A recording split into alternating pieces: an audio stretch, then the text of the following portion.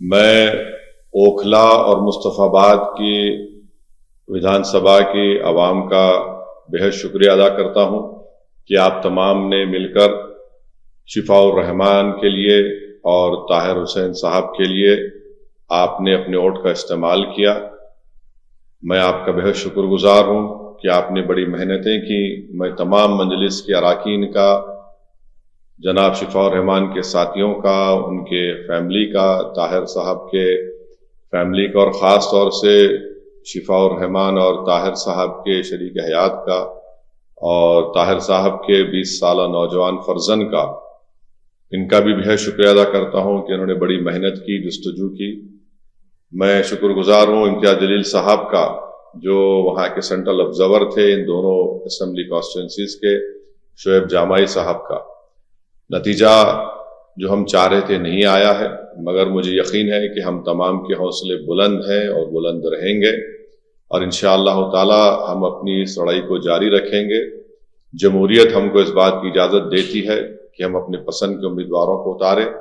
ہماری کوشش شروع سے یہی تھی اور یہی رہے گی کہ ہم اپنی ایک آزاد سیاسی قیادت کو بنائیں گے تاکہ وہ وہاں کی ریاست کے اسمبلی میں جا کر عوام کے بے باک مسائل کو اٹھا سکیں بے باکی سے۔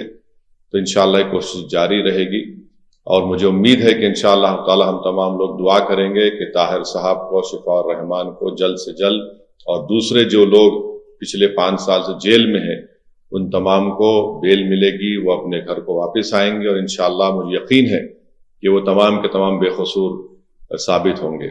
میں ایک بات عوام الناس کو بتانا چاہتا ہوں کہ نتیجے آنے کے بعد آپ دیکھ رہے ہیں کہ جو لوگ اپنے آپ کو بڑا سیکولرزم کے دعوے دار کہتے تھے، وہ دونوں سیاسی پارٹیاں آج ایک دوسرے پر بی ٹیم کا الزام نہیں لگا رہی ہیں۔ اس سے یہ بات صاحب ظاہر ہوتی ہے کہ جہاں مجلس الیکشن اگر زیادہ سیٹوں پر لڑ جاتی تو یہ فوراً ان کا یہ حربے ہتھ کنڈے استعمال کرنا شروع ہو جاتے۔ اب جب دونوں لڑ کر ہار گئے بی جے پی کے خلاف، تو ان میں بڑے ہی مہذب طریقے سے ادب کے دائرے میں رہ کر ایک دوسرے کو تنقید کر رہے ہیں۔